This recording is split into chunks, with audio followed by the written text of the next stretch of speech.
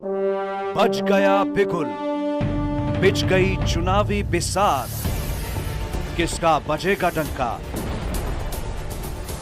और किसकी होगी मात, सत्ता के सबसे बड़े रणक्षेत्र।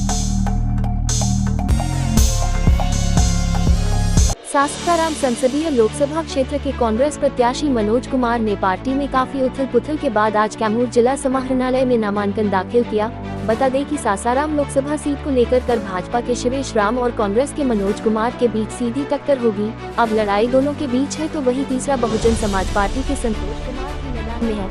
उनका भी नामांकन हो गया है और वह भी भभुआ की नगर पालिका मैदान में जनसभा कर रहे हैं। सासाराम लोकसभा क्षेत्र में चर्चा का बाजार गर्म था कि महागठबंधन के पास कोई उम्मीदवार नहीं है, सिर्फ बीजेपी मैदान में है। लेकिन आज कांग्रेस के प्रत्याशी मनोज कुमार ने नामांकन कर दिया है। आगे क्या कुछ कहते हैं कांग्रेस प्रत्याशी मनोज कुमार, आपको सुनवाते हैं।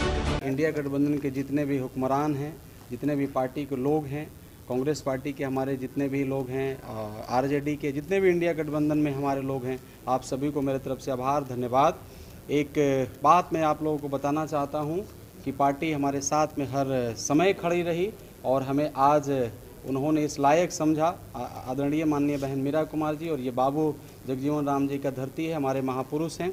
ये मेरे लिए बहुत बड़ा अवसर है कि माननीय बहन मीरा कुमार जी ने मुझे अवसर दिया और आशीर्वाद दे करके मुझे ये सासाराम पार्लियामेंट में भेजा है। आज मैं नामांकन भरा हूँ और उसके बाद मैं सभा स्थल पर जाऊँगा। हज़ारों की संख्या में तादाद में लोग वहाँ इकट्ठे हैं, लोगों के बीच में बातचीत होगी। मुझे पूरा भरोसा है कि जनता मुझे सहयोग करेगा और इस पार्लियामेंट का जो 10 साल से जो विकास और जो विकास की जो कारवां रुक गई थी, 10 साल से रुका हुआ कारवां जनता इस बार मुझे आशीर्वाद देगा, यहाँ से अपना बहुमूल्य मत दे करके मुझे चुनेगा ताकि मैं इनका आवाज़ बनूंगा और इनका आवाज़ बन के इनके विकास, बेरोजगारी, जो भी मुद्दा है इनका, चाहे वो बेरोजगारी का हो, शिक्षा का हो, स्वास्थ्य का हो या किसान का हो, सभी मुद्दा को मैं आवाज़ बन करके सदन में इनकी बातों को रखूंगा। धन्यवाद। यौन शोषण का आरोप लगा आपके ऊपर, क्या अभी तक कोई आपकी तरफ? देखिए मैं एक बात बता रहा हूँ, ये सब न्यायालय के पास चल रहा है। आपको ये भी मैं बताना चाहता हूँ कि ये जो सब आरोपें हैं इसके ऊपर जनता इसका उत्तर देगा, फील्ड में जनता बताएगी। प्रत्यक्ष के आगे प्रमाण की कोई ज़रूरत नहीं है। मैं यहीं का बेटा हूँ, मैं यहीं रहता हूँ। देखिए चुनाव है, राजनीतिक रंजिश लेने के लिए एनडीए बीजेपी कुछ भी कर सकता है। अब उसके लिए क्या कर सकते हैं? पिछले 2 दशक से कांग्रेस यहाँ से गदारों थे, इस बार लग रहा है कि आ पाएगी?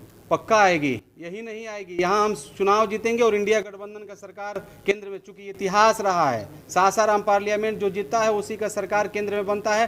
पक्का इस बार मैं आपको दावे के साथ कहना चाहता हूँ कि सासाराम हम जीतेंगे। बिहार में एक बहुत अच्छा रिजल्ट, चमत्कारी रिजल्ट आएगा और इंडिया गठबंधन का सरकार केंद्र में बनेगा।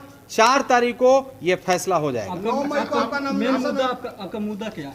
मेन मुद्दा मेरा मुद्दा, यदि आप देखिएगा बिहार में बगल में, सुन लो ना भैया, बगल में मोहनिया स्टेशन है, आप चले जाइएगा तो प्रत्येक दिन हमारे घर के बच्चे, हमारे नौजवान भाई वहाँ जानवर जैसा ट्रेन में लद करके, अभी एक रमडियारा, कुछ दिन पहले रमडियारा का नौजवान काम करने के लिए जा रहा था दिल्ली या सूरत, ट्रेन से गिर करके जान गंवा दिया। तो आप जाके देख लीजिए बेरोजगारी कितना चरम सीमा पर है, महंगाई कितना चरम सीमा पर। यदि छोटा सा रोग हो जाए तो बनारस जाना पड़ता है। पैसा के अभाव और दवा के अभाव में हम जो दलित समाज और इवन सभी समाज के लोग जो पैसा के अभाव में अपना जान जो है गंवा देते हैं। तो ये सब मुद्दा होगा, स्वास्थ्य, शिक्षा, ये सब मुद्दा।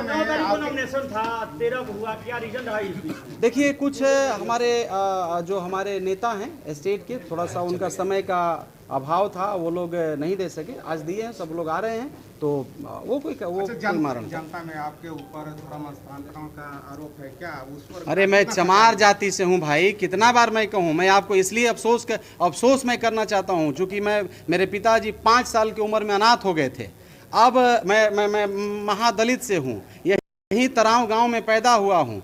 अब मैं कमज़ोर समझ के, मुझे लोग कहने का मतलब दलित समझ करके, मुझे लाचार समझ के जितना लोग दबा रहे हैं दबाएं, लेकिन जनता इसका जवाब देगा। जो भी आरोप लगाना, बीजेपी के लोग, आप देखिए ना बीजेपी के लोग क्या कह रहे हैं, क्या क्या खुल के कह रहे हैं। बीजेपी के लोग लाचार समझ रहे हैं कि ये क्या कर सकता है। अनाथ बाप का बेटा है, चमार जाति में पैदा हुआ है, महादलित है, इसको जैसे चाहेगा आदमी दबा लेगा। तो कोई बात नहीं, हम जनता के साथ में, हमारे साथ में जनता है, जनता इनकी जवाब देगी। पीड़ित पिता का आरोप है कि आपके द्वारा लड़की को, उसकी मां को डरा धमकाया जा रहा है।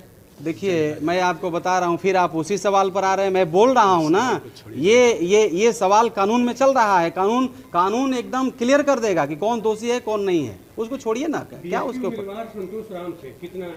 देखिए, मैं अपनी लड़ाई लड़ रहा हूँ, मैं अपनी लड़ाई